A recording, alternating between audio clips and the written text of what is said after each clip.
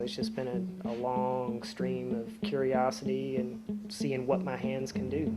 And over the years, 43-year-old Seeking Zero's hands have earned him a reputation as one of the South's more talented artists. An innovator known for his funky ceramic pottery, mixed media works, and outdoor sculptures. Like this wall, made from 143 dead television sets. The TVs are scattered in the front and backyards of what he calls home, an abandoned 50,000 square foot high school. I live in a big, crazy, empty house with cats and all of my hobbies and toys and everything that interests me. If I see something beautiful, I'll cut it out of the magazine and staple it to the wall. You know, that's a nice life. Opinionated and not afraid to talk, Zero agreed to give us unprecedented access to his creative space.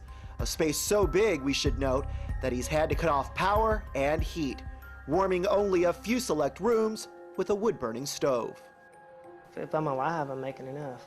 I mean, can I afford to have hip replacement surgery? No.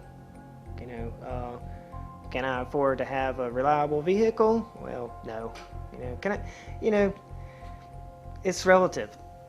I'm not starving any worse than anybody else is.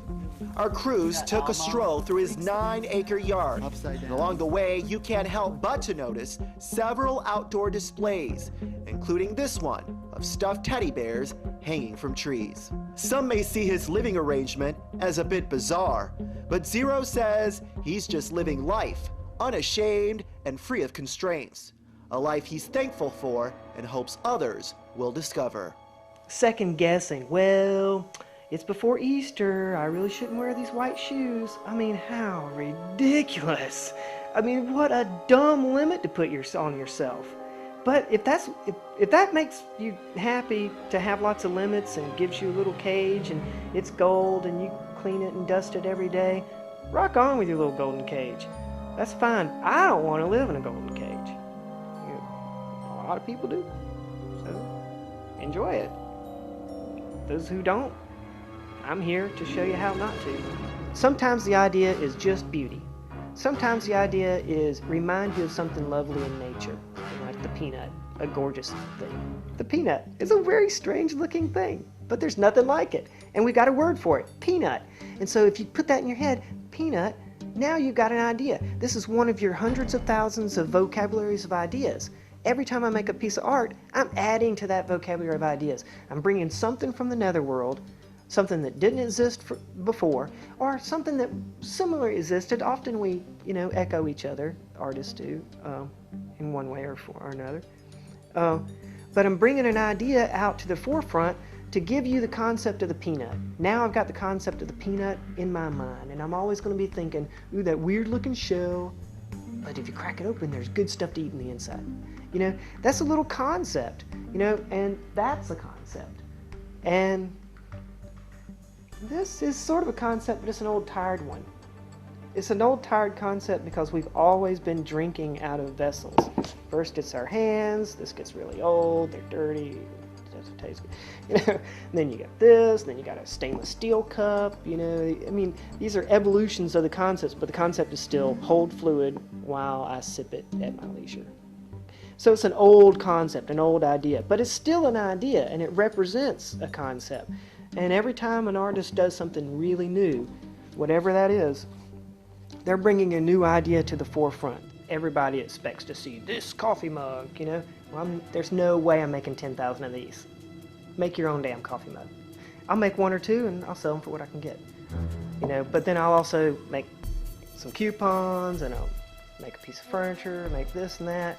I trade it all out. That's what the skills are all about. The skill set allows you the vocabulary of words to confront your confounding situation of, I'm beating my head against a wall, how am I going to live? Well, you use your creativity. When that gets taken out of you,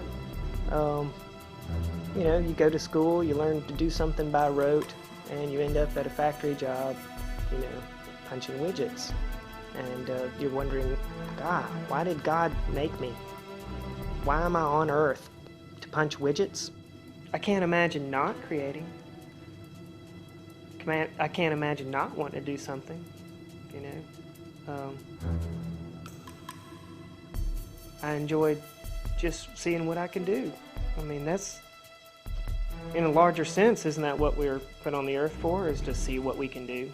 Today, Zero is using his creative talents to expose new ideas and open up gateways for progress. Art is not just a medium like clay. Art, there's an art to being a lawyer. There's an art to everything. But it's that certain touch where you don't just do things out of necessity. You do things because they meet the need and they're beautiful. Keane believes his work serves a greater purpose. Characteristically, his work has a certain sense of purpose and function. Objects such as benches, bowls, vases, mugs, even his own form of money called Rainbow Sams. All art executed with a high degree of care and attention to natural beauty. Even Zero's more, shall we say, gruesome pieces exhibit these marks.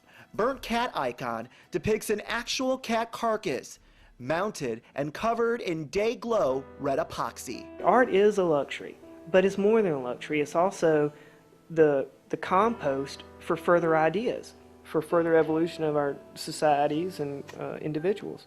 I just want to make beautiful things if I can.